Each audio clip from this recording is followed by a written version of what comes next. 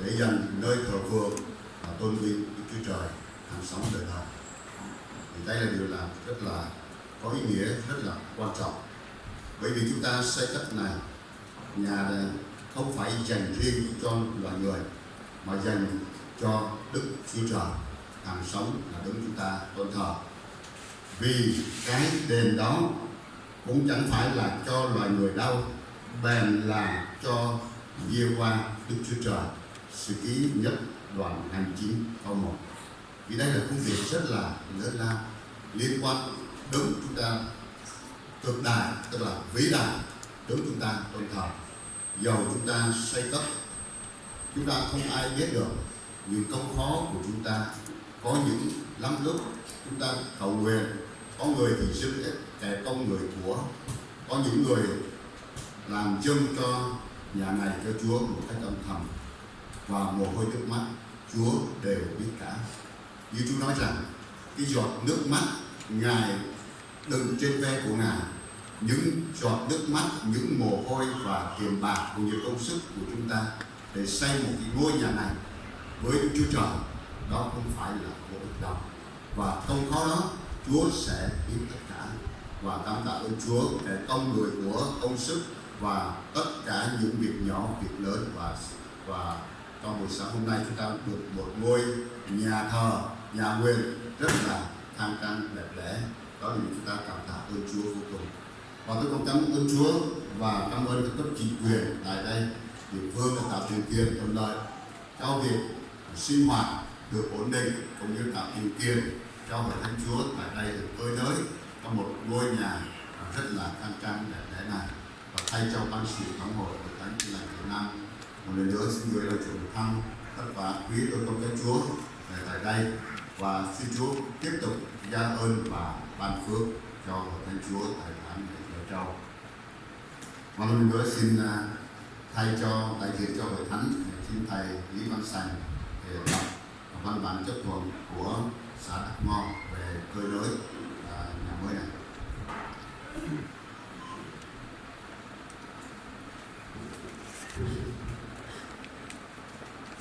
Xin thay mặt hội thánh, tôi xin đọc bản chấp thuận của xã đã cho phép tỉnh hương chúng tôi cơi nới và sửa chữa nhà người. Ủy ban nhân dân xã Đắc Ngo số 38, Ủy ban nhân dân văn phòng về việc trả lời của nhóm Tin Lành Việt Nam miền Nam Bản Nhân Châu, Cộng hòa xã chủ nghĩa Việt Nam và đặc tự do hạnh phúc, ký gửi đến nhóm Tin Lành miền Nam Việt Nam Bản Nhân Châu ngày 2 tháng 4 năm 2019. Ủy ban nhân dân xã Đắc Ngo nhận được tờ trình về việc tu sửa cơi nới nơi sinh hoạt của điểm nhóm Tin Lành miền Nam Việt Nam Bản Dân Châu quận 4 do ông Lý Văn Sành đại diện điểm nhóm đứng tên. Sau khi xem xét, Ủy ban nhân dân xã Đắc Ngo có ý kiến như sau: thống nhất cho điểm nhóm Tin Lành miền Nam Việt Nam Bản Dân Châu quận 4 sửa chữa cơi nới và soi hướng nhà như trong tờ trình của điểm nhóm đã nêu, để đảm bảo cho các tín đồ của điểm nhóm có nơi sinh hoạt ổn định, yên tâm lao động sản xuất, ổn định cuộc sống, góp phần xây dựng địa phương ngày càng phát triển. Đề nghị điểm nhóm Tin Lành miền Nam Việt Nam điểm 4 Bản Dân Châu thực hiện việc cơi nới sửa chữa nơi sinh hoạt đúng như trong tờ trình của điểm nhóm đã nêu, đúng quy định của pháp luật, đồng thời tuyên truyền đến tín đồ trong điểm nhóm sinh hoạt thuần túy tôn giáo, sống thúc đẩy để tạo. Trên đây là công văn trả lời của ban dân xã Đắc Ngo để điểm nhóm Tin Lành Việt Nam miền Nam viết thực hiện, ký tên chủ tịch, phó chủ tịch Lê Trung Nhật.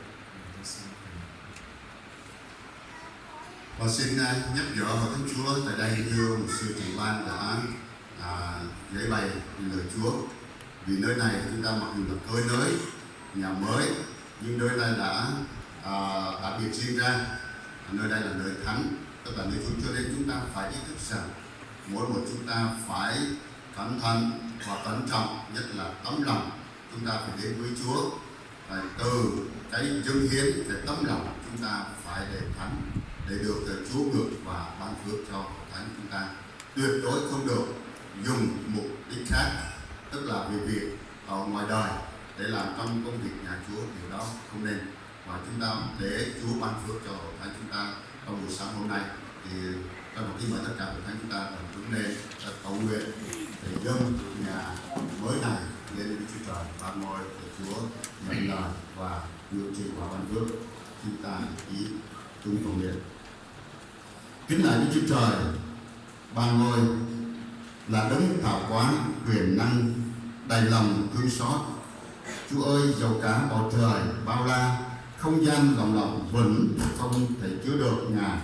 Phương chi ngôi nhà nhỏ bé này chúng con xây dựng lên và dâng lên cho Ngài. Chúa ơi, chúng con tin rằng Ngài sẽ nhận lấy và vui mừng vào nơi này, biến nó thành nơi thánh cho dân Ngài. Và chúng con tạ ơn Chúa vô cùng trong buổi sáng hôm nay.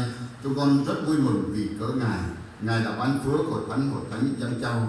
Dầu trải qua khó khăn thử thách trăm bề, nhưng Chúa đã ban phước hội thánh Chúa tại đây càng ngày càng được phát triển, và Chúa đã nhận lời và được xây cất một ngôi nhà mới. Nhà nguyện này thật là khang trang đẹp đẽ. Chúa đã ban phước, đã ở cùng từ lễ khởi công cũng như hoàn tất. Sáng nay chúng con có lễ dâng nhà này lên ban ngôi Đức Chúa Trời. Chúa ơi, nếu bất kỳ ai đến cầu nguyện trong nhà này, xin Ngài hãy lắng nghe và những vấn đề, những cầu xin của chúng con và hội thánh Chúa tại đây, xin Ngài Chúa ban phước và nhận lời cầu xin của hội thánh của Ngài tại đây. Lạy Chúa, nếu ai vào đây học và rao giảng lời Chúa, xin Ngài ban phước cho họ để họ có thể tăng trưởng đức tin và lớn mạnh và hiểu biết Chúa nhiều hơn. Và lạy Chúa, nếu ai vào nhà thờ này thờ phượng Ngài, thì xin Ngài hãy ngự giữa họ và để họ luôn khao khát và vui vẻ và hướng về lòng với Ngài, và luôn khao khát về hành lang về Đức Chúa Trời trong hội thánh của Chúa tại bản Dầu Châu chúng con. Lạy Chúa, nếu ai hướng về nhà này mà cầu xin bất cứ điều gì, xin Ngài hãy đoái nhận và xin đoái thương những con trẻ được dâng lên trong nhà này, và xin Chúa tiếp tục đoái thương những tân tín hữu chịu bắt tem trong đời này, và xin Chúa ban phước lành trên những gia đình sẽ kết hôn tại nhà thờ này. Dân Chúa được khải sáng, con tạ của Chúa nhiều lắm. Lạy Chúa, nguyện mắt Chúa ngày và đêm đoái xem nhà này và ban phước cho. Chúa ơi, xin Chúa ban phước cho ngôi nhà này cũng như chúng con dâng ngôi nhà này, cùng dâng tất cả tấm lòng của chúng con. Đây xin Chúa đái nhận, đây giống như một buổi lễ mùi thơm. Xin Chúa nhận lời ban phước tất cả. Xin Chúa hướng dẫn và dẫn dắt từ tôi Đức Chúa cũng như con cái Chúa tại đây. Xin Chúa tiếp tục và tiếp trợ những nhu cầu của thần trùng, và xin Chúa che chở và bao phủ của thánh Chúa ở đây càng ngày càng được phát triển. Con tạ ơn Cha nhiều lắm. Cảm ơn Chúa những điều tốt lành những Ngài đã ban cho của thánh Chúa tại đây. Chúng con chỉ biết cảm tạ ơn Chúa nhiều lắm. Và để chúng con cung kính dâng ngôi nhà này cũng như tất cả con cái Chúa trong cánh tay quyền năng của Chúa, thành kính cầu nguyện nhân danh Chúa Giêsu Christ. Amen. Và tất cả tin mời chúng ta đồng ngọt.